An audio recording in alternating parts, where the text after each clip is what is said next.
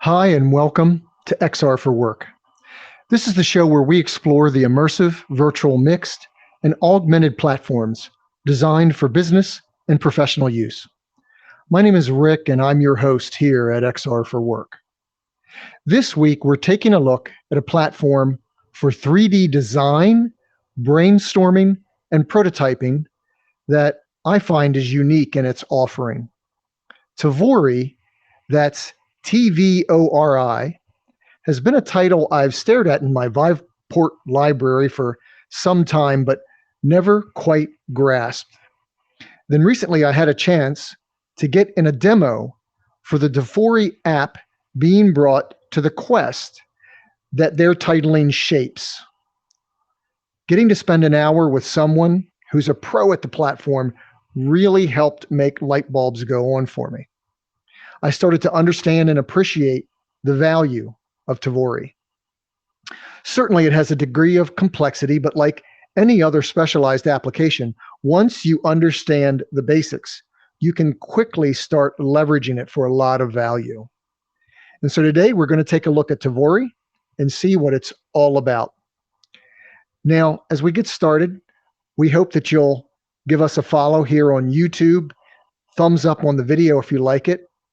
Come join our community over on the Facebook page, XR for Work, and follow us on Twitter. But there's a lot to cover, so let's get started.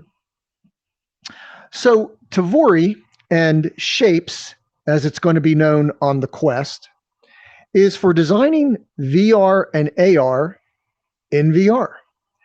They give you a platform to design with an extensive tool set and also to have collaboration scenarios with others so that you can quickly and easily outline your thoughts and ideas before you get to the point of expending time and energy and financial resources on development. So Tvori is a VR-based UI and experience prototyping and conceptualization platform. You start in Tvori with a blank canvas, and then you use tool sets to build and animate in 3D space. You can collaborate with others for joint efforts and brainstorming and co-building.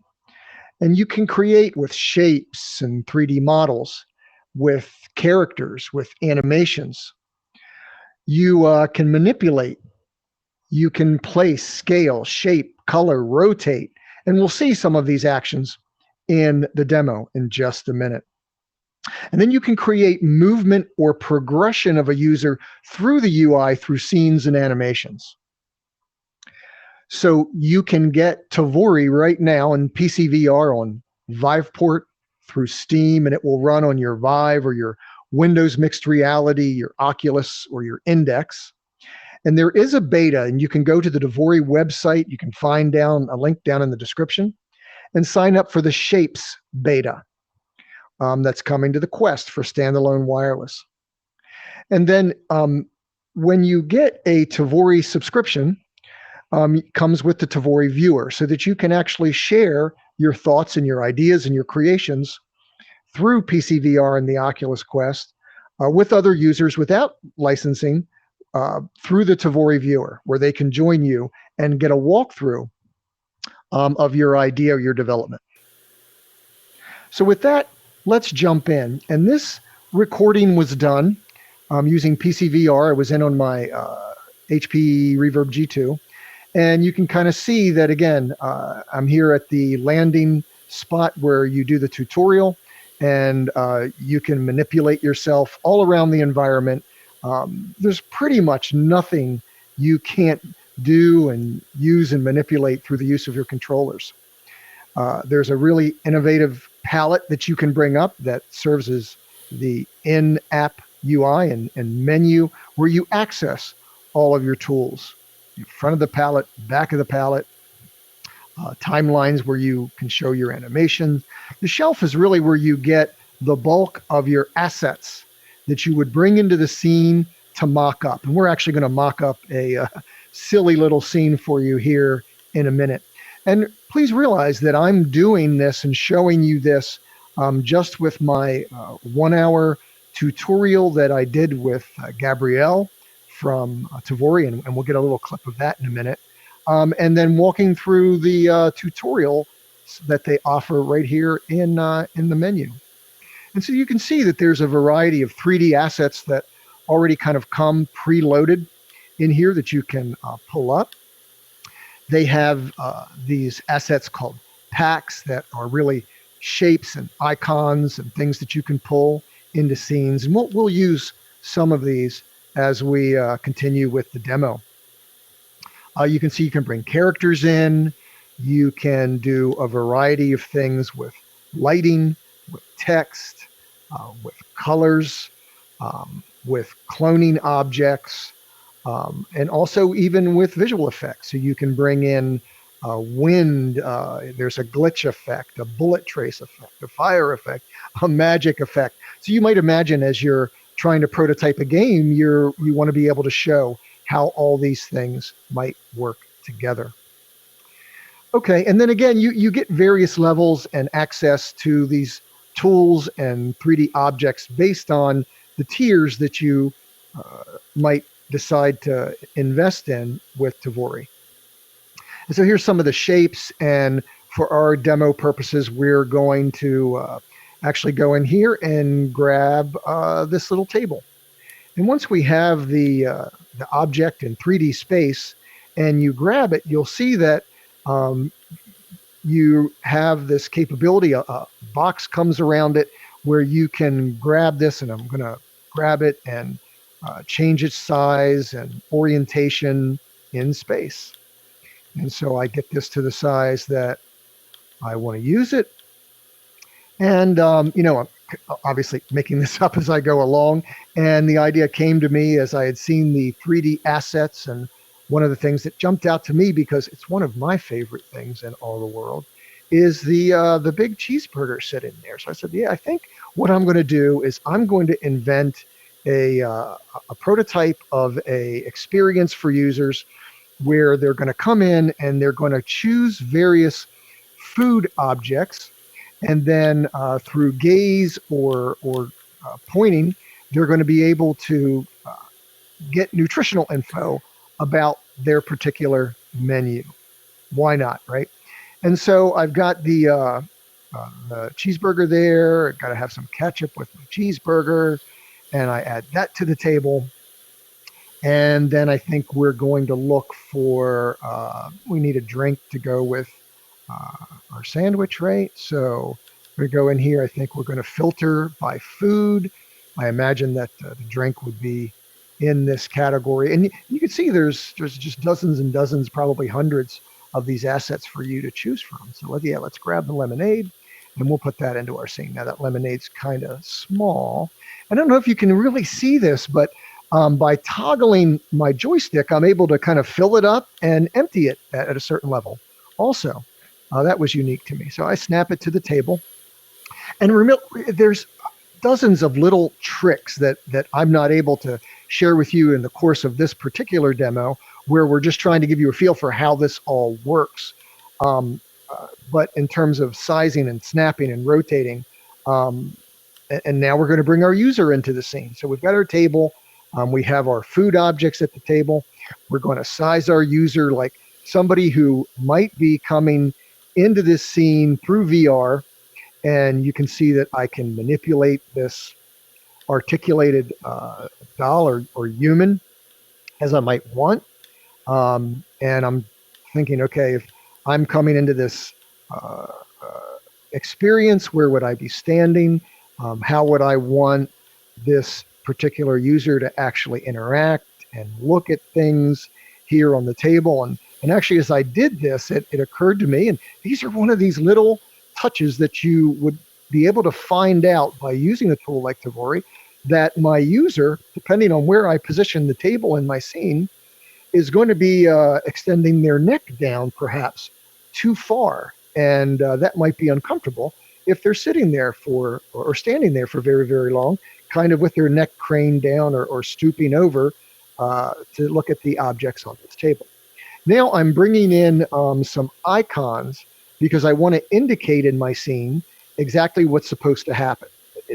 In my particular application, I want to use gaze for selection, right? I don't want the user to have to use the controllers or the laser pointer like we might tend to see used in a lot of these experiences. I want the user to actually just look at something, and if they gaze at something very long, to have information pop up on that item. So to indicate that, I'm choosing these little icons that I'm putting over each and every item. Yeah, there we go.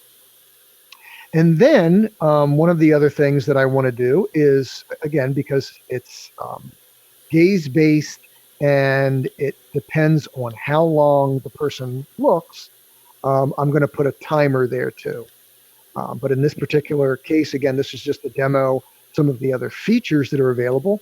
Obviously, you have an entire art palette here that's available to you. So I can choose and pick up any color I want, and then I can actually bring that into the scene and let's color the table green, sure. And again, this is just for the purposes of helping you understand the vast array of tool sets that are available here. And you can also see there's a paintbrush, there's a microphone on that palette where I could actually record some audio that could play at a certain point in the scene. Here's my little timer that I'm going to put there to indicate, hey, if somebody looks at a particular object for a particular amount of time, let's have something happen. And again, making this up as I go along. Okay, so here's our scene now. Okay, that I don't know if I'm happy with all that, but let's manipulate this around. Let's look at it from a different angle. Let's shrink it. Let's grow it. I can go underneath of it. I can go from the top. But I actually want to get it to the size that a user would be if they were in the scene. And I'm going to put myself right where that user would be and see exactly what the user sees in my scene. Okay, am I happy with that? Maybe not. And so I can use, again, one of the other features in Tvori, which is this ability to kind of grab everything within this sphere. And when I grab all those assets, I can pick them all up together and just toss them away. And boom, they're gone, and I can now kind of start afresh. But I was able to do all of this without, again, any coding resources or spending cycles or time trying to figure out what my next step should be or how this should look. And so, as I had mentioned at the beginning, I got to go through a demo with Gabrielle of Tvori of their beta product, which they're going to be calling Shapes for the Quest. And so this next little clip is me listening to Gabrielle explain the idea behind Tvori and behind Shapes. And we're in a multi-user session. The environment looks very messy, obviously, because he was kind of letting us play around and create objects and color and paint. But you get this sense of being in this space with other people and how that co-working environment might work and look. So let's listen for just a couple of minutes to Gabrielle. What this was designed for, like how you would see your users leveraging Shapes. Right. So we see two major use cases. The first is designing XR content. Right? So if you have a designer that is not 3D skilled, he can create these sorts of interaction like you have seen. Now you'll be able to import the images, your own UI, and consequently create a full design in space of your VR content, a VR training, an AR app, something that it would be hard to do in 2D. So that's one. Mm-hmm. Okay. The other one is the idea of building 3D storyboards. And why is that useful? Because let's say that you want to describe how, let's say, the different step of a surgical, of an operation in a surgery room, right? You have step 1, step 2, you move things together. Maybe there is a doctor, maybe there is an engineer. Okay, tell me, what do you do? Oh, I do this, and then I do that. Mm-hmm. Okay, good. So it is a bit like cardboard or Lego serious play, right? When there is this interaction, these people playing together, and brainstorming and finding ideas in space at scale, but without the limitation of Lego building blocks or any physical environment. So his comment caught me there at the end. Brainstorming, finding ideas in space at scale without limitations. And, in general, those of us who operate and leverage VR on a regular basis kind of understand this, right? This is a concept that's really well known, but maybe not as well articulated, and certainly holds true that when you're designing for VR, being able to do something like this, where you can take an idea or a concept, and again, without these physical limitations, actually build something to help guide that process, can be a really, really valuable platform. What this was designed. Okay. So let's look at the pricing. So you can get into Tvori absolutely free. There's a starter edition that's available. You can get that now, PCVR. There is an individual plan at $10 a month if you buy annually, $15 a month if it's monthly. And you get, again, all those packs and access to those, that inventory of items that you can get, storage space, team space, the number of users you can have in a session, the number of projects that you can create, because all of this gets stored up in the Tvori cloud so that you can access it. It's persistent and come back to a particular scene or set of scenes over and over again until you work through and kind of arrive at your final design. And then, of course, if there's a business need or an enterprise need where you just need this at scale much larger, you're going to reach out and contact Tvori for additional information. Okay, well, that's it for today. I hope you've enjoyed this presentation with Tvori. I know I've enjoyed being in it and understanding more about how it works and what it does. And I look forward to actually playing around in there a lot more and watching for the Quest version to come out. Again, we hope that you'll continue to stay with us here on YouTube and give us a follow, give us a thumbs up. Come check out our Facebook community, XR for Work. Follow us on Twitter at XR for Work. And look us up on LinkedIn. It's Rick Castile, Nicholas Johansson, and Tom Soderlin, who make up XR for Work. And with that, thanks for joining us, and we'll see you in the metaverse. Bye now.